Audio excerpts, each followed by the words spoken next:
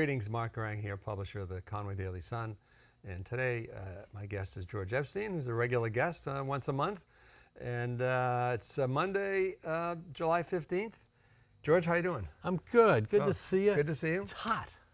It is hot. It's never been hot like this. 50 plus years I've lived here, and the duration of this heat is off the charts.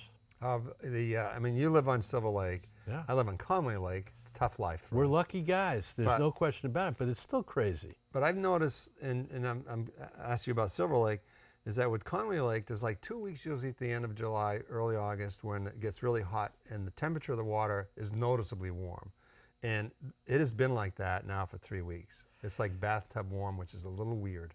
So Silver Lake is lucky. It's the fourth deepest lake in New Hampshire at a maximum of about 170 feet. It has lots of water coming in and going out of the lake, and that depth causes the water to stay cool down on the lower, all but the top 10 feet or so. And so as long as it's getting stirred up a little bit, we're luckier that way. It's very odd. You're out swimming and the top water is as warm probably as Conway Lake, but it gets stirred up a little and suddenly you get hit with a dose of really chilly water. So we're lucky. I shouldn't have said any of that because people will now come to Silver Lake. But and if you want to give your address so that you can give a hamburger on the way there. Come right to my house, absolutely. All right, good. So big event over the weekend with Trump, the attempted assassination. What do you think? We reap what we sow as our politics has gotten more nasty, as the ramp up of ugliness in speech and tone and the amount of threat and violence and actual violence increases. The threat even after the shooting occurred against journalists who were present at the rally that turned into the assassination attempt. This is just a time where you feel like there is more danger, there is a greater likelihood of violence. We have the gun situation in America, which I've written about long ago in the distant past, saying, we're okay, close enough, our gun laws are pretty reasonable. I'm not so sure anymore. And a screw up by the Secret Service. They've been so careful since Kennedy to make sure the high points are well guarded and monitored, and having a guy up on a roof shooting down at the president, it's almost unimaginable to me that they missed that. I don't know how that could have happened. So it's all bad. There's nothing good to be said about it. It's a terrible situation. Those of us who lived through Kennedy and of course the shooting of Reagan, these are horrible situations. But every time there's something goes amiss, there's always like 5 reasons, right? The Challenger blows up, like 20 things went wrong in a row.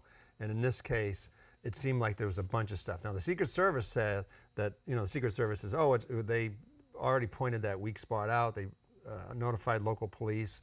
And there was even a couple of people pointing to the guy going up on the roof. So there's all these things that happened. Speaking of that, though, just a quick aside is that when RFK Jr. was here, talk about paranoid for good reason for him. Like when the candidates come in, I usually go out on the street and welcome them, right? So they just don't walk in the door and know what they're doing. I just stand out there. Yeah. So when I was out there waiting for him, and by the way, you know how what the difference is between getting out on a hard side and a soft side of a car is? No. So a soft side is when you get out on the sidewalk side. So the hard side, according to these guys who guard these candidates, is on the street side because you're more vulnerable. So anyway, so with RFK, I was standing there waiting, and he didn't have Secret Service, as you know. Right. He tried to get Secret Service, and Biden would give it to him, and he says, no, you can't greet him here. He's too much in the open. Like you have to be inside. Yeah. Now that's pretty paranoid, I guess. But the thing with Trump, and I agree with you about all the rhetoric on both sides, but this kid could just been a one-off. Probably was. He's at an age when schizophrenia is most likely to kick in. So it may be that he was fine up till this point and he became mentally ill. There's certainly no information yet about him being associated with any group or anything like that. But it doesn't make any difference. You still have to have adequate protections for presidents and presidential candidates and former presidents, and the coverage was clearly inadequate in this particular situation.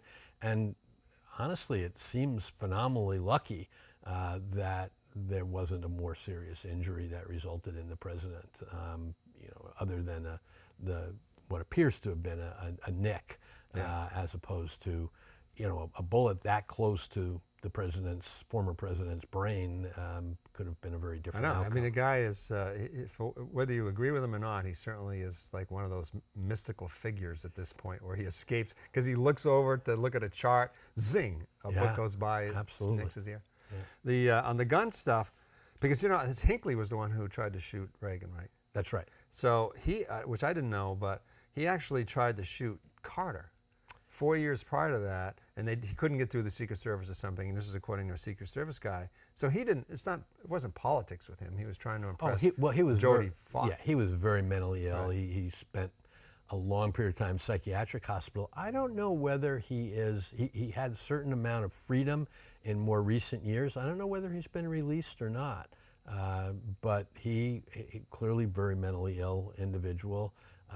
You don't get sort of regular guys who are all fine who go out shooting presidents. That you get some pretty strange folks. Yeah, and on the gun side, because I'm a gun guy, and I grew up hunting, and then I didn't hunt, and then about 10 or 15 years ago, I had to get a hunter's license. I had to go through the hunter safety course, and that's pretty extensive. Like, it's many nights. You get books, and you go out in the field, and it's just always ironic to me is that when you're hunting, deer hunting, you only can have 6 rounds in your rifle.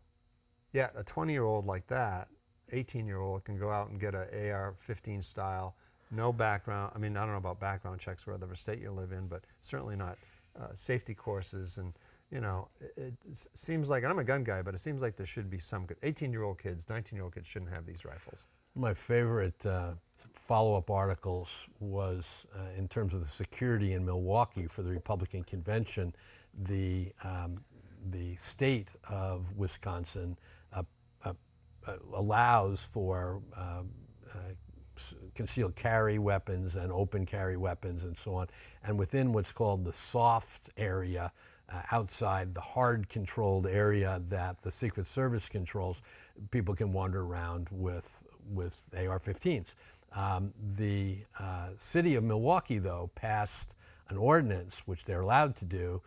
It doesn't have anything to do with guns, but bans paintball guns and tennis balls from being in the soft circle around the control area. They didn't want them throwing tennis balls at people. And so you can walk around with your AR-15, but you can't carry a tennis ball.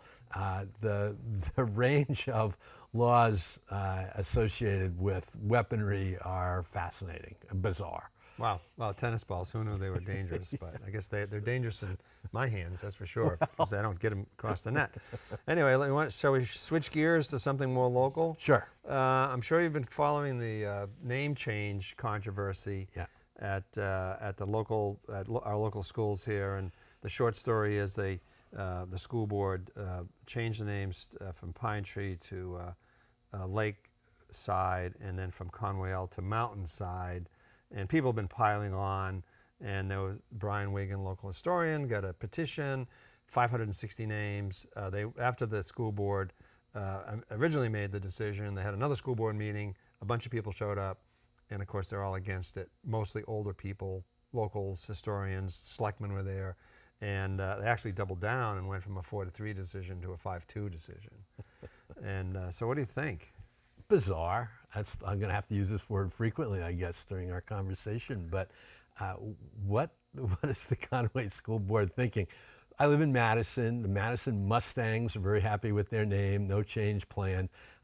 The idea that you want to change the names of schools as part of the overall change that's occurring, the closing of John Fuller, and the changing of the grades in the other two schools and wanting a fresh start. Okay, perfectly reasonable thing to do.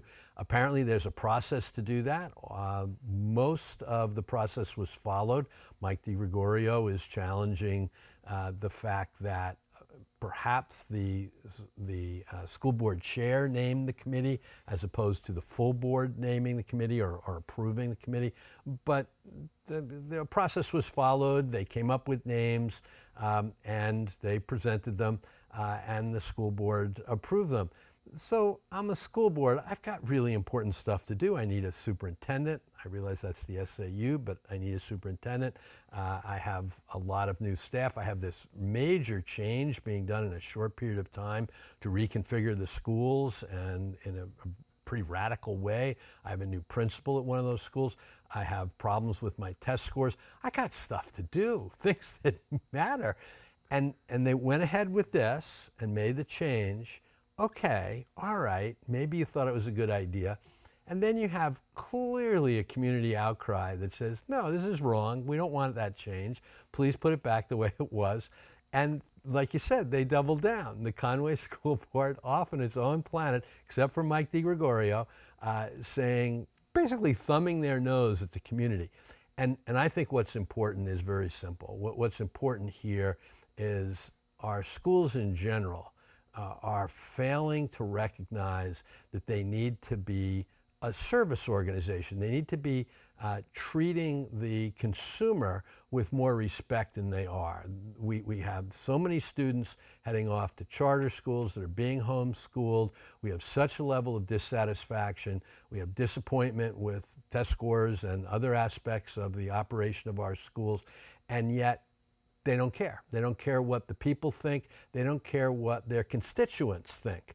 And I just don't get it. It seems so bizarre. They've got to recognize that they're competing with charter schools, homeschooling, and all the other options that families have, and they've got to start taking that competition seriously. And something like this, which just doesn't matter, and using this as a further divisive aspect to their relationship between the school board and the community makes no sense.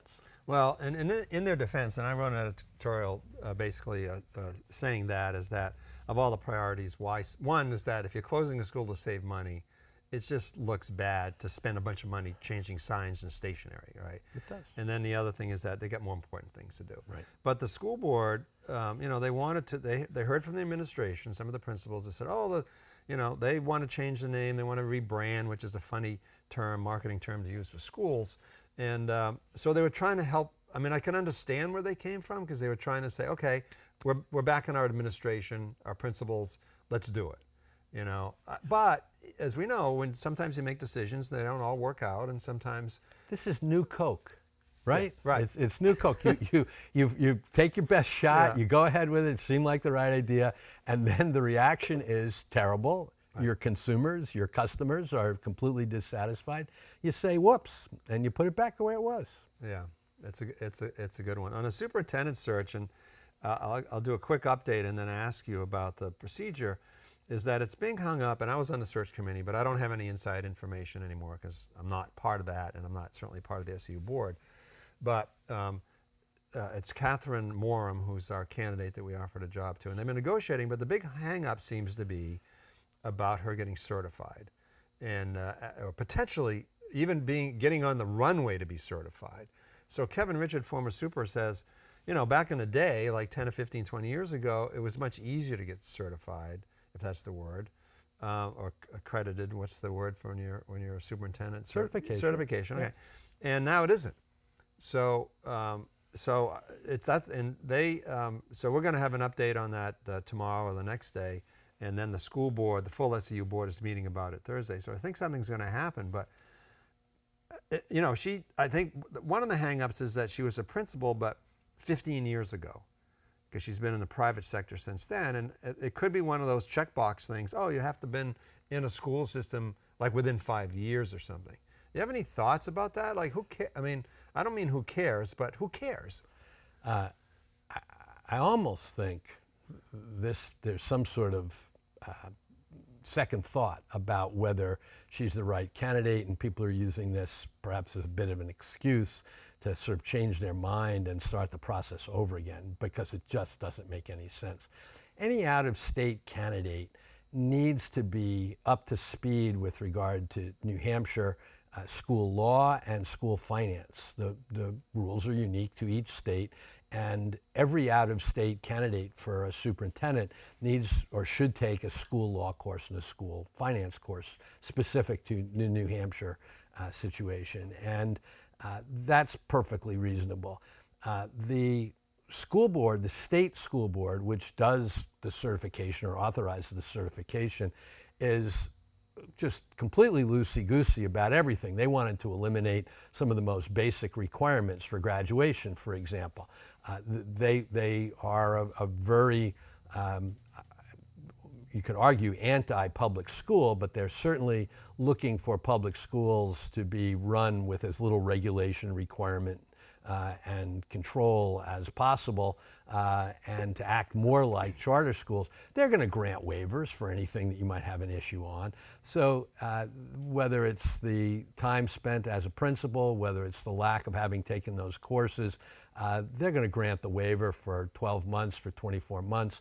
The contract probably should have some requirement that says, gee, you got to pass the course within some period of time in order to be fully certified, to get your authorization to serve as a superintendent. This thing about you'd have liability is nonsense. There's no such thing as liability unless there's injury to somebody and you made some mistake to cause that injury. That's just making stuff up. And so it almost seems like people are throwing roadblocks into her hiring at this late point in the process. And if that's really what it's all about, it should be very easily fixable if the SAU board really wants to go ahead with her candidacy. They're going to get it done. It's a couple of phone calls to the state Department of Education and to the state school board, and they would get this done in no time at all. So I don't get it. Well, I don't get it either, and and maybe that's true, and that's that's conjecture, obviously. Mm-hmm. It just seems weird because the search committee that I was on unanimously recommended her. The SAU board did. I know Mike D is and Nancy Kellerman, who's the chair of the SAU board. The SAU board, they're the negotiating team, and they were both highly in favor of her too. So I guess we're going to find out. Well, you call up our rather strange Commissioner of Education, Frank Edelblut, and you say, hey, I need this woman on board. We need her on board right away. We're making all these changes in our district. We have no leadership at this point in the district, and you got to get this through. I just don't think there'd be any pushback at all. She'd be on the job tomorrow if that's the issue. How much of the issue might be moving expenses? Is her family having second thoughts about the move? Are there other issues that we don't know about? Yeah, in that sense, this is conjecture. Yeah, okay. Speaking of that, I was having it on, Bill Marvel, who's generally, very interested in the school system, put it that way. But he wrote a column about basically supporting charter schools and EFAs, education freedom accounts. And so we've had Bill and I, outside of his column, because I challenge every column he writes, have this informal email discussion. He's a very good friend of mine, so it's all in good spirits. But, I said, Bill, don't you see this is my view, don't you see the ulterior motive with this EFAs and increasing the threshold to allow people with middle incomes or middle high incomes to qualify? Is that, to me, when you get the Cordellis and the religious right, the ulterior motive is to get money to the religious schools. Because like 3/4 of the money now from the EFAs goes to people who are sending their kids to religious schools. And I just think that's a line to cross. We stopped, 200 years ago, towns stopped financing local churches, right? I mean, they used to do that. So what do you think? People are free to send their kids to whatever schools they want. Me, as a taxpayer, I want my taxpayer money to be managed by people I elect. That seems pretty basic. It shouldn't be simply handed over to private organizations. Religious organizations, certainly, but any private organization. I want to have my elected officials manage my tax dollars. Now, we just finished criticizing a school board, their elected officials, but the fact of the matter is, they're the Conway elected officials. They're the people who should be making the decisions about my tax dollars being used for education. And the idea of handing this money over to private entities with no restrictions on it whatsoever, I find very troubling. And simply taking taxpayer money and giving away to private organizations is not something that I think is a good idea. I think there are two other aspects to it that are interesting. One, a sort of a technical matter. The state picked a company to administer the money, and 10%, Right. 10% of these tens of millions of dollars are going to this organization for administrative fees, just flushing the money down the toilet, which is just absolutely crazy. There's no reason to do that. A school counts up the number of kids they've got, a private school, a charter school, and says, here are the kids that I have in the school, and you mail them a check. You don't need some company taking 10% of the money in order to do that. So that's number one. Number two, one of the big losses by the fractionalizing of our school system into these various buckets and kids going to schools that are specific to their family's religious orientation, their political orientation, all those are issues, is that when you get together at the town meeting 30 years from now, and those kids didn't grow up together, they didn't go to school together, they didn't have 12 years together, there's a different vibe that will occur at those town meetings. Our democracy benefits from us all having some shared common root, and I think public education has largely been that common experience. And that's what makes me so upset about our public schools failing to recognize the importance of what they do and competing for those kids, proving and making sure they're the best option, not for every kid, but for the highest number of kids. Our public schools have to do a better job so they can attract a higher percentage of kids to attend. So this is a big deal. What do you think of, and I've always thought that too, is that it's really the first level of the melting pot of It our, is.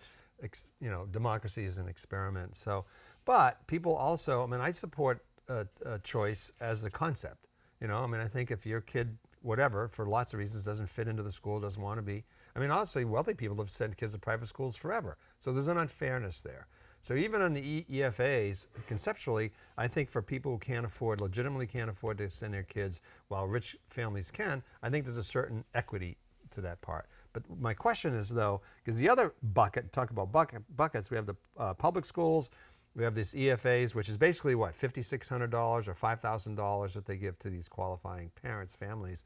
But the public charter schools, and that's another bucket of kids. And we have one down here with the Northland Woodland Charter School. Northeast Woodland. Yeah. Northeast Woodland. I mean, what do you think about that school, those schools? Because they're free. They're doing a heck of a job. And of course, they're not free. They're getting that $5,600 or whatever the number is a pop. Plus, they've received big block grant funds to get started, to get up to speed and so on. They certainly get donations and other things. They're doing a good job. They're winning the hearts and minds of parents. And the parents are sending kids there because they offer a level of or type of education that's attractive to the parents, and kids must like it enough to be able to keep them there. So good for them. As you say, I think it's great. There's always been that option for people. I grew up in a town that was largely Catholic, and I don't know whether it was a third or half, but a very high percentage of the kids in the towns right around me went to Catholic schools, and the parents wrestled with coming up with the funds in order to cover that cost, and the Catholic Church helped with regard to that. That's always been an option and should be an option, but I'm pretty hesitant about using public funds and handing over public funds to be used as private organizations choose to. Special education and other legal requirements need also to get a level of attention they don't always get in that particular situation. Look at Freiburg Academy, which again does some wonderful stuff and does really admirable programs and so on, but it's not a public school. And the people who live across the border send their kids to a school where they have very little say in how their 9 through 12 grades are going to be provided to the kids there. I'd be pretty unhappy with that, unless it was set up for my kid and had specifically strong programs in the areas I want my kid to have strong programs in. For example, there's no vocational programming of any consequence over there at Freiburg. And so yeah, I think this is perhaps one of the biggest issues that face not just this area, but the country. And the educational system that we have needs to bring a different mindset. The teachers' unions have become highly politicized, highly democratic. School boards are frequently dominated by highly Republican control in reaction to the very democratic control that the unions have over the schools. So we've politicized our schools in an ugly way. COVID made it all worse. Masks, no masks, separation, closing, homeschooling. Oh boy, what a mess. So my daughter of 21 years, a teacher in the Portland, Oregon school system, quit. She went to work doing something else. She's in charge of trees in the Portland Parks system. The schools are just out of control. They're not being well managed. It's a city school system, but it's very out of control. There was a lengthy strike in Portland this year. These are problems that are national, and there's no leadership on it. There probably shouldn't be federal legislation. I'm not even sure there should be state legislation. This is something that our local communities should figure out on their own, should make good decisions. And what they need are school boards that are going to be responsive to the desires of the community. They should be community schools and should be driven by what the priorities are of the voters. Wow. You're going to run for the move to Conway and run for the Conway School Board? No, but I do think more people need to be thinking about running for school board. Boy, I remember the Conway School Board when I was the school teacher union president. I negotiated the first contract for the teachers in Conway. And you had the lawyer, the doctor, the minister, the surveyor, large business owner. You had the real players in Conway were school board members because they viewed it as the most important public service that they could offer. And we need more and stronger leadership on our school boards throughout the area. And I've been picking primarily on Conway, and I'm in no position to really judge them all up and down the line. There are all sorts of issues that they're dealing with that I don't know anything about. But we need more and better candidates, and we need the towns to be more involved. And did this once before, but I'm giving you another compliment. The Sun plays an important role in this, and you can screw it up if you don't do straight up reporting on this. But I think the reporting is generally good to very good that you provide useful, valuable information, and the community is following it through you, and they get more accurate information than they would on some Facebook page. So I thank you. But I do think, and we remember that it was Gary Paquette who was the CEO of the hospital, good, bad, or indifferent, but it was a person of that level. I led the search committee who hired him. And yeah, he chaired the Conway School Board for a long time, did a wonderful job. We had a Conway School Board chair who led to the great painted door incident. Oh, you don't remember. Well, he was an attorney, and no, I won't, that's a whole story. How long ago was that? It was when the new school was being built under Couch. It would have been 77, 78. Oh, that new school. Time period. Yeah. Not the new school. No, but this was national news. Well, who was it? What was it? Tell the story. You get 30 seconds. The Conway School, I'm not going to use names, Conway School Board Chair, Maury Geiger, wonderful guy, terrific guy. His son was a senior. I think he was probably president of the student council. The school was being built, and Superintendent Couts, our most evil superintendent of all time, told the kids, gee, we really want your input. What do you want to see in this new school? And the kids came back and said, we want, I don't remember, blue doors instead of green doors. And Couch said, I'll check on that. He came back and said, no, you can't have blue doors instead of green doors. Maury Geiger, who had a key during a basketball game, the JV game, at halftime, he went and unlocked the gates that blocked off the construction area, and his son and other kids snuck into the new construction area and painted the green doors blue. And then Maury locked it back up again. And the kids played basketball in the game, the varsity game that night. And within a few days, it was an AP wire story across the whole country. School board member or school board chair conspires with children to paint the doors a different color. And Couts went bananas and repainted the doors green. And to my knowledge, they're probably still green doors or blue, whatever. Now, Maury Geiger, just so people know, is that, I mean, he really was an esteemed lawyer. He worked for the rural justice, blah, blah, blah, in Haiti and all that. Yeah. And he was also a bit of a character. He was. Yeah, and we need more of those people. But Maury Geiger was a school board chair for the ages. Yeah. Absolutely. George, we're out of time. Thanks. See you next month. Much. More stories to be had. All right.